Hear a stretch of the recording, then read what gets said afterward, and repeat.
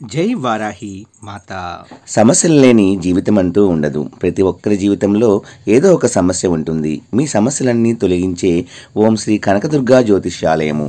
విద్య, ఉద్యోగం, ఆర్థిక, కుటుంబ సమస్యలు, ప్రేమ, పెళ్లి సమస్యలు, వ్యాపార సమస్యలు, ఇలా ఏ సమస్యకైనా పరిష్కారం చెప్పబడును. అలాగే స్త్రీ పురుష వశీకరణము ప్రత్యేకంగా చేయబడును. Phone number 6302400814. మరియు ఏ ఇతర సమస్యలకైనా సరే శక్తి పూజలు చేసి పరిష్కారము అనేది చూపబడును. యంత్రాలు కూడా ఇవ్వబడును. మీరు ఎక్కడెక్కడో జ్యోతిష్యం చెప్పించుకొని నిరాశ చెంది ఉన్నారా? అయితే ఒక్కసారి ఈ గురువు గారికి కాల్ చేయండి. Phone number 6302400814. జై వారాహి మాత. Welcome to my channel. ఈరోజు అమ్మవారి సందేశము దైవము నిత్యము సత్యము అని తెలియజేసే ఒక యథార్థ సంఘటన గురించి తెలుసుకుందామండి. విన్న వెంటనే మీ జీవితంలో తప్పకుండా మంచి అద్భుతం జరగాలని మనస్ఫూర్తిగా కోరుకుంటూ ఈ వీడియోని స్టార్ట్ చేస్తున్నానండి. ఎవరైనా మన ఛానల్ని కొత్తగా చూస్తున్న వారైతే please like, share and subscribe and support my channel. Video కనుక మీకు నచ్చినట్లయితే ఒక చిన్న లైక్ ఇచ్చి సపోర్ట్ చేయండి ఫ్రెండ్స్. అలాగే 10 మంది మిత్రులకు కూడా షేర్ చేయండి.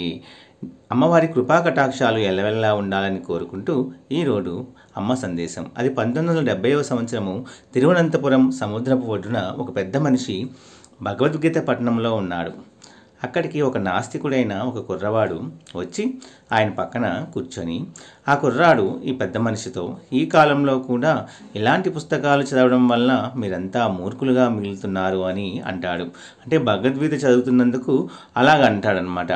మాకు సిగ్గుగా ఉన్నది అని రెచ్చగొడుతూ మాట్లాడడం మొదలుపెట్టాడు.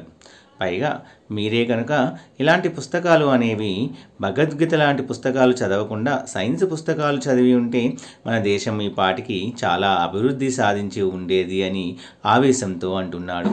ఆ పెద్ద మనిషి ఆ కుర్రవాడిని పరిచయం అడిగాడు. అప్పుడు ఆ కుర్రవాడు, నేను ఒక కలకత్తా నుండి వచ్చిన సైన్స్ పట్టభద్రుణ్ణి, ఇక్కడ బాబా అటామిక్ రీసెర్చ్ సెంటర్లో పనిచేయడానికి వచ్చాను అని చాలా గర్వంగా అతనికి చెప్పాడు. మీరు ఈ భగవద్గీత లాంటి పుస్తకాలు చదవకుండా సైన్స్ మీద పుస్తకాలు కొనుక్కొని చదవమని, ఇలాంటి పుస్తకాలు చదవడం వలన జీవితంలో సాధించేది ఏది ఉండదని ఒక ఉచిత సలహాని కూడా ఆ పెద్ద మనిషికి ఇతను ఇచ్చాడు. ఆ పెద్ద మనిషి చిన్న చిరునవ్వు నవ్వి అక్కడి నుండి వెళ్ళడానికి ఉపక్రమించాడు. ఆయన అలా లేవగానే 4 రక్షక దళ భటులు ఆయనను చుట్టుముట్టి ఆయనకు రక్షణగా నిలబడ్డారు. ఆయన కోసం ఒక అధికార ఎర్రబుగ్గ కారు వచ్చి ఆగిందక్కడ. ఇదంతా చూసి ఆ కుర్రవాడు భయపడి ఆ పెద్ద మనిషిని, మీరెవరండి అని అడిగాడు. ఆ పెద్ద మనిషి తన పేరు విక్రమ్ సారాభాయి అని చెప్పాడు. అంతే. అప్పటికి ఆ కుర్రవానికి తను పనిచేయబోయే సంస్థకు ఆయనే చైర్మన్ అని కూడా అర్థమయ్యింది.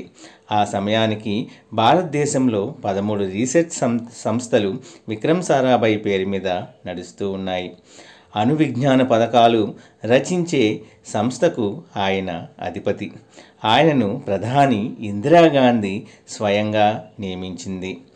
అప్పుడు ఆ కుర్రవాడు వలవల ఏడుస్తూ ఆయన కాళ్ళ మీద పడ్డాడు. అప్పుడు విక్రమ్ సారాభాయి చెప్పిన గొప్ప విషయము ఒకటి ఉందండి. అదేంటిమిటి అంటే, ఈ విశ్వంలో ప్రతి వస్తువు కూడా పరమాత్మచే సృష్టించబడినదే. అది పురాణ కాలం కావచ్చును, మహాభారత సమయం కావచ్చు, ప్రస్తుత సమయం కావచ్చును. మిత్రమా, దైవాన్ని ఎప్పుడూ మరవకు అని బోధించాడు. ఇప్పటి నాస్తికులు ప్రతిదీ హేతువాదం అంటూ డాంబికముగా కరాల నృత్యాలు చేస్తూ ఉన్నారు. కానీ సైన్స్ని అభివృద్ధి చేసింది మటుకు ఆస్తికులే, అంటే దైవాన్ని నమ్ముకున్న వాళ్ళే అని చరిత్ర చెబుతుంది. దైవము నిత్య సత్యము.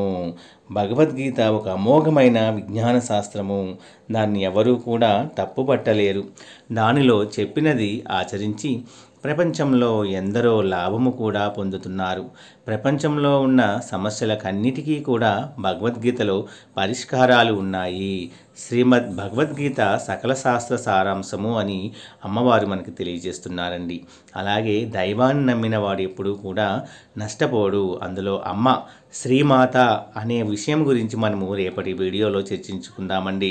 అసలు మాత అంటే ఏంటి, శ్రీమాత అంటే ఏంటి అనేది రేపటి వీడియోలో మీకు అసలు అమ్మవారు ఎవరు అనేది మీకు రేపటి వీడియోలో తప్పకుండా మనందరము కూడా తెలుసుకుందామండి.